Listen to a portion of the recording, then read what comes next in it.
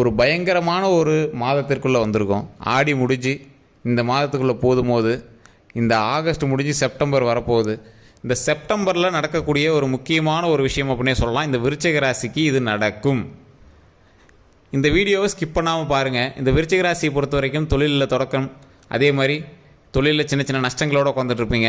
என்ன பண்ணுறதுன்னு தெரியாமல் முடிச்சுட்டு இருக்கிற ஒரு காலகட்டம். அந்த டைமில் பார்த்து உங்களுக்கு சின்ன சின்ன செலவுகள் வந்து தொழிலில் வைக்கும். ஸோ அந்த செலவுகளை எப்படி ஸ்கிப் பண்ணுறது அப்படின்னு பார்த்து இறங்கி வேலை செய்யணும் அப்படின்னு நீங்களே இறங்கி வேலை செய்ய ஆரம்பிப்பீங்க. இந்த விருச்சிக ராசிகள் வேலை வாங்கக்கூடிய ராசி, வேலை செய்கிற ராசி இல்லை. இது வந்து எப்படி சொல்கிறது, இந்த ராசிக்காரர்கள் மூளையை வச்சு இவங்க வந்து வளர்ந்துருவாங்க. ஐடியாஸ் இவங்ககிட்ட இல்லாத ஐடியாஸ் இருக்காது. அந்தளவுக்கு வந்து வினோதமான ஐடியாஸ் அதிகமாக வச்சுருப்பாங்க இந்த ராசிக்காரர்கள். முக்கியமாக இப்போ நீங்கள் செய்ய வேண்டிய ஒரு விஷயம் இருக்குது. அது என்ன அப்படிங்கிறத வீடியோவில் ஸ்கிப் பண்ணால் பார்த்தீங்க அப்படின்னா உங்களுக்கே தெரிய ஆரம்பிக்கும். நிறைய பேர் வந்து தனிப்படையான ஜோதிடம் பார்க்கணும் அப்படின்னு ஆசைப்பட்றீங்க. இந்த டைம் அதுக்கு உங்களுக்கு ஆப்டான டைம் அப்படின்னு நினைக்கிறேன். ஸோ இந்த விருச்சிக ராசிக்காரர்கள் என்ன பண்ணும் அப்படின்னு இப்போ முடிச்சிட்டு இருக்கிற டைம். இப்போ உங்களுக்கே நல்லா தெரியுமே, சார் ஆமாம் சார், ஒரு என்ன பண்ணுறதுன்னு தெரியாமல் கொஞ்சம் லைட்டாக முடிச்சுட்டு தான் இருக்கிறேன் அப்படிங்கிற டைமில் ஜோதிடம் பார்த்து அடுத்த ஸ்டெப் எடுத்து வைங்க. இந்த டைமில் நீங்கள் எடுக்க வைக்கக்கூடிய ஒரு ஸ்டெப்பு 2027க்கு பிறகு உங்களுக்கு மிகப்பெரிய லாபத்தை தரக்கூடிய ஒரு ஸ்டெப். அப்போ லாபம் வைக்கிறதுக்கு இப்போ நீங்கள் வந்து முதல் ஸ்டெப் எடுத்து வைக்கிறீங்க அப்படின்னு தான். சார் இப்போ எடுத்து வச்சா அப்போ தான் கிடைக்குமா அப்படின்னா 2027க்கு மேலே உங்களுக்கு சக்ஸஸ் மட்டும் தான் சார் லைஃப்பில். அதனால தான் சொல்கிறோம், முன்னாடியே நீங்கள் வந்து சில ஸ்டெப்பை எடுத்து வச்சிங்க அப்படின்னா அப்பொழுது உங்களுக்கு கடினமாக இருக்காது. ஸோ அந்த ஸ்டெப்பை எப்படி எடுத்து வைக்கணும் அப்படிங்கிறது தான் இப்போ வந்து உங்களோட கையில் இருக்குது.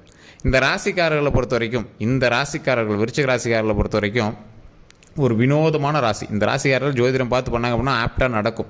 ஸோ கீழே வந்து ஒரு கான்டாக்ட் நம்பர் டீட்டெயில்ஸ் கொடுத்துருக்க டிஸ்கிரிப்ஷனில். அதே மாதிரி மேலே ஃபேஸ்புக்கில் பார்த்துருங்க அப்படின்னா ஸ்க்ரீனில் ஒரு நம்பர் இருக்கும். அந்த நம்பருக்கு ஃபோன் பண்ணி நீங்கள் வந்து பேசி தெரிஞ்சுக்கலாம். நான் ஒரு முக்கியமான விஷயத்த சொல்கிறேன்.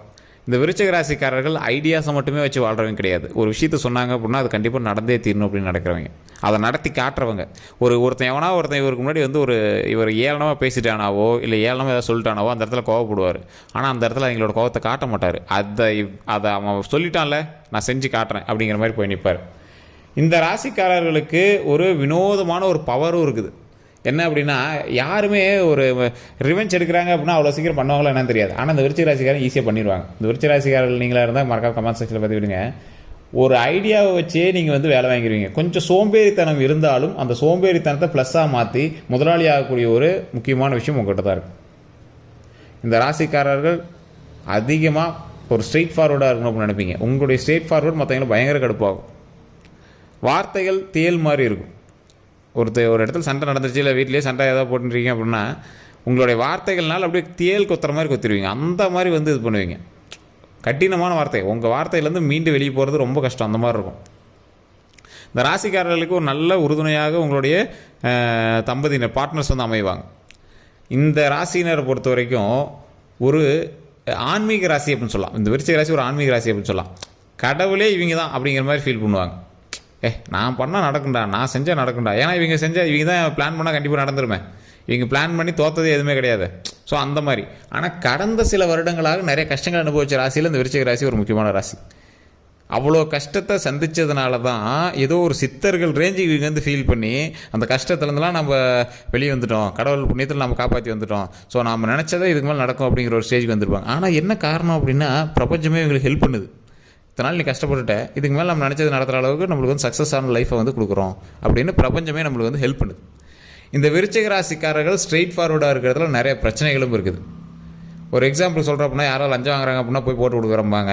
ஏதாவது அந்த தப்பு பண்ணுறாங்க இந்த தப்பு பண்ணுறாங்கன்னா நான் இப்படி தான் இருப்பேன், அப்படி தான் இருப்பேன், இப்படி தான் நீயும் இருக்கணும் அப்படின்னு ஃபீல் பண்ண வைப்பாங்க. ஒரு இடத்துல வேலை பார்க்குறாங்க அப்படின்னா அந்த விருச்சிக ராசிக்காரர்கள் கீழே வேலை பார்க்குறதே ரொம்ப கடினமாக இருக்கும். வேலை பார்க்குறீங்களே அப்படியே அப்படின்னா வீட்டில் எப்படி இருக்குன்னு நினச்சி பாருங்கள். எது சொன்னாலும் கேட்க மாட்டாங்க, அவங்க இஷ்டம் தான் பண்ணுவாங்க. எல்லா விஷயத்தையும் கேட்டு ஒரு டைம் சொல்லி பார்ப்பாங்க. ஹஸ்பண்ட்கிட்ட, ஒய்ஃப்கிட்ட, அப்பா அம்மாட்ட எல்லாம் சொல்லுவாங்க. சொன்னதுக்கப்புறம் முடிவை போய் இவங்க எடுத்துருவாங்க. அதுக்கும் இவங்க சொன்னதுக்கு சம்மந்தமே இருக்காது.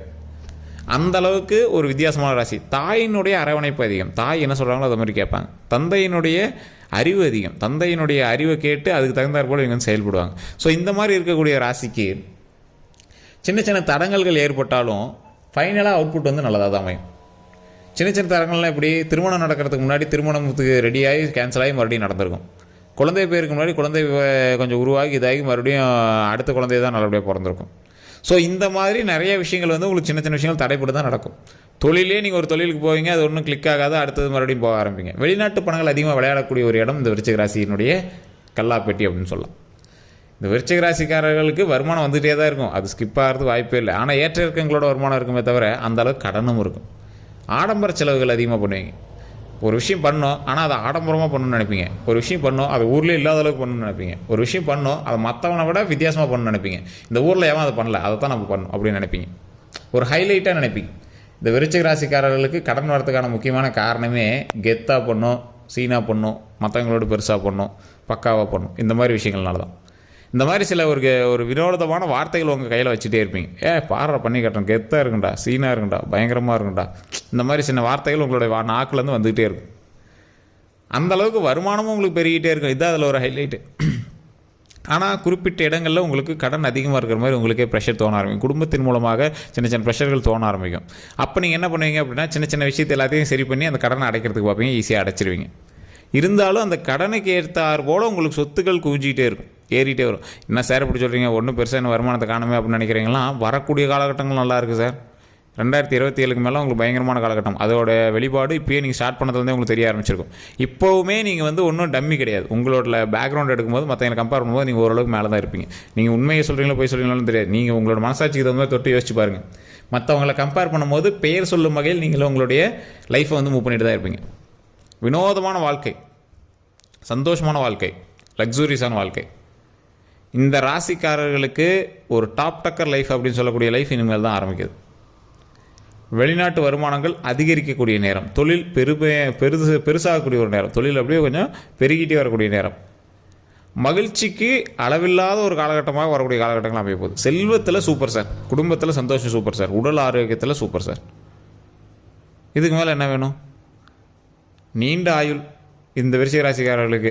அதனால் நீங்கள் கவலைப்பட தேவையில்லை. அது குறிப்பிட்ட லக்கினத்தை பொறுத்து இன்னுமே உங்களுக்கு வந்து ஆயுள் அதிகரிக்கிறதுக்கான வாய்ப்புகள் அதிகம்.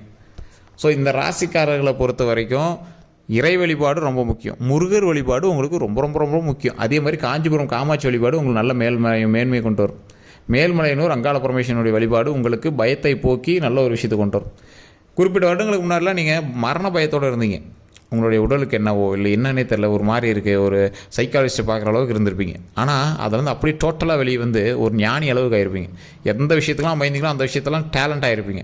இந்த விஷயத்தினால தான் பிரச்சனை ஆச்சா, அதை சரி பண்ணிடலாம், சரி பண்ணிட்டோம். இந்த விஷயத்தினால தான் தேவையில்லாத டென்ஷன் ஆச்சா, அதெல்லாம் சரி பண்ணிடலாம், அந்த டென்ஷன்லாம் தூக்கி போடலாம், இது மேலே வெளியே சரியாயிட்டோம்.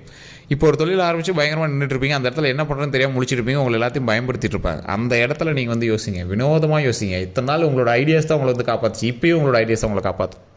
அந்த ஐடியாவை கொடுக்குற அளவுக்கு உங்களுக்கு கடவுளினுடைய ஞானம் அதிகமாக இருக்குது சார், உங்களுக்கு தெய்வீக ஆற்றல் அதிகமாக இருக்குது. அதனால் நீங்கள் அந்த பிரச்சனையை சால்வ் ஆகி வெளியே வந்துடுவீங்க. இத்தனை நாள் உங்களால் மூவ் ஆகி வர முடிஞ்சுது. எந்த இடத்துல நீங்கள் வந்து உடஞ்சி நின்னாலும் உழுகலை, மறுபடியும் நின்னீங்க. எந்த இடத்துல நீங்கள் குனிஞ்சு நிற்கிறீங்களோ அந்த இடத்துல மறுபடியும் தலை தூக்கி நிற்கக்கூடிய ஒரு நேரம்.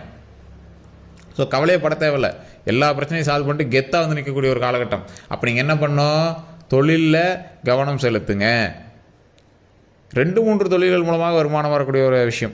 இந்த விருச்சிக ராசியாளர்கள் எப்பவுமே 1-2லாம் பண்ண மாட்டாங்க, 2-3 தொழில் பண்ணுவாங்க. அதிலே கண்ணுக்கு தெரியாத சில தொழில்கள் அதிகம் பண்ணுவாங்க. டிஜிட்டல் விஷயமான விஷயங்கள், ட்ரேடிங், இந்த மாதிரி விஷயங்கள்லாம் நிறைய பண்ணிகிட்டு இருப்பீங்க.